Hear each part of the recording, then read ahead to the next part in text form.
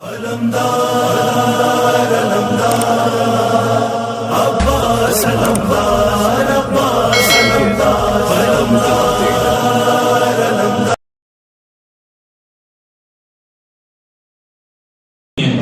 کیا ہے؟ یہ میڈیا کا اثر ہے. ماں باپ کچھ کہہ رہے ہیں، اولاد ماننے کے لیے تیار نہیں ہے، لیکن دوست کہہ رہا ہے تو ماں باپ کی کوئی اہمیت نہیں ہے دوست کے آگے. تجربہ کر لیجیے گا. ابھی بچہ تھک آ رہا ہے اسکول سے اور کہتے ہیں کہ جاؤ بیٹا دہی لے کر آ جاؤ. دہی لینے چلیں گے، لے کر آ گئے. کہا بیٹا میں بھول گئی ٹماٹر بھی منگانے تھے، ٹماٹر بھی لے کر آ جاؤ. بچہ فوراً لوٹ کے کہتا ہے ماں پہلے ہی کہہ دیتی ہیں آپ کیا بار بار ہمیں بھیج رہی ہیں. اور ابھی دوست کے پاس سے آئے ہیں، پھر فوراً دوست آگے اب فلاں جگہ پر بھی چلنا ہے تو فوراً جانے کے لیے تیار ہو جاتا ہے. دوست کو تو نہیں کہتے تم کہ ابھی تو آئے تھے پھر لے کر جا رہے ہو.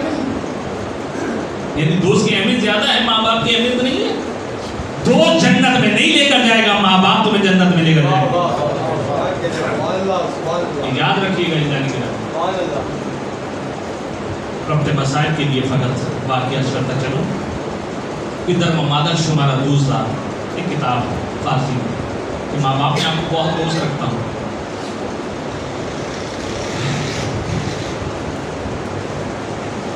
بچے کو فرمان چڑھا کے ماں باپ نے بھیج دیا دوسرے ملک.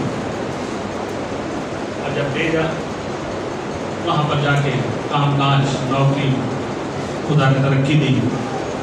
ماں باپ کی صدا دعا نیکیاں کام آئیں، نوکر چاکر رکھ لیے.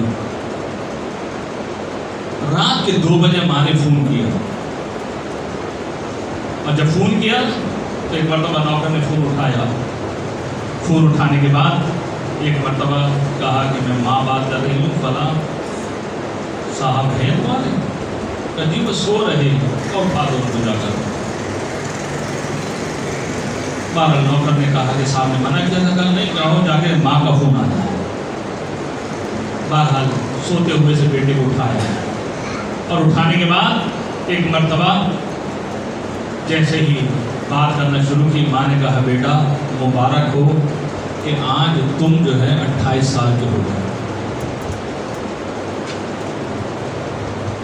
ایک مرتبہ بیٹے نے کہا ماں فقط اس لیے فون کیا آپ نے مبارک ہو کہ میں 28 سال کا ہو گیا؟ کہاں بیٹا.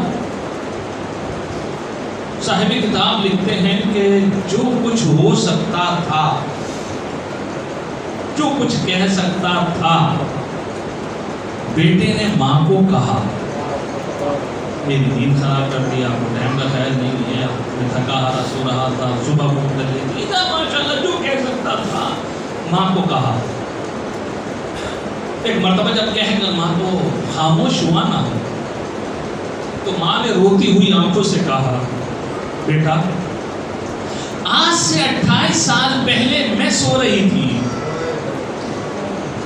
مجھے درد ذہ محسوس ہوا، میں چلائی، گھر والے بھی آ گئے، پہلے والے بھی آ گئے، مجھے اٹھا کر ہاسپٹل لے گئے.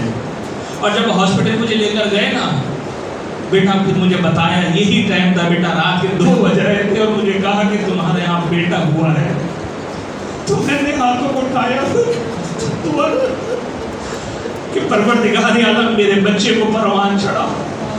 بیٹا میں نے اس وقت تجھ سے نہیں کہا تھا کہ بیٹا تو صبح کا انتظار کر لیتا. میرا 28 سال پہلے میں بھی سو رہی تھی بیٹا، میں نے تو تیرے جینے کی دعا کی تھی، مرنے کی بھی دعا نہیں کی. اور آج تو کچھ بن گیا ہے، آج کچھ نوکر چاکر تو نے رکھ لی، کسی مقام پر پہنچ گیا تو مجھے اتنی سلواتیں سنا رہا ہے. ماں نے فون کاٹ دیا. اصل یہ ہے اولاد، وہ ہے ماں. ایک ماں گئی ہے نا دنیا سے. اب بچوں سے پوچھئے کہ ان کے دل پر کیا گزر رہی ہے.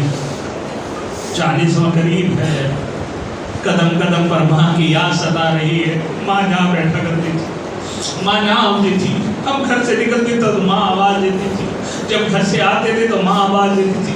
بیٹا کہہ کے ماں پکارا کرتی تھی، لیکن آج وہ ماں نہیں ہے جو بیٹا کہہ کے کسی کو پکارے.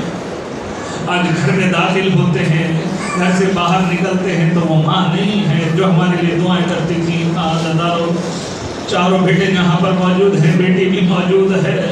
یقیناً بہت سخت ہے کہ ماں اس دنیا سے چلی گئی، اور حسن بیٹی کے لیے اور حسن بیٹے عدنان کے لیے بہت سخت ہے، بہت زیادہ قرض تھے نا ماں سے، لیکن عزادارو جانا تو ہر ایک نے ہے، لیکن ایک اور ماں یاد آ رہی ہے کہ آپ کی ماں اتنی تکلیف میں تو نہیں گئی، لیکن جو حسین کی ماں اس دنیا سے تکلیف کی حالت میں گئی ہے۔ صبت علی مصائب لوندہا صبت علی حسن علیہ کے مصائب پڑھ رہی تھی۔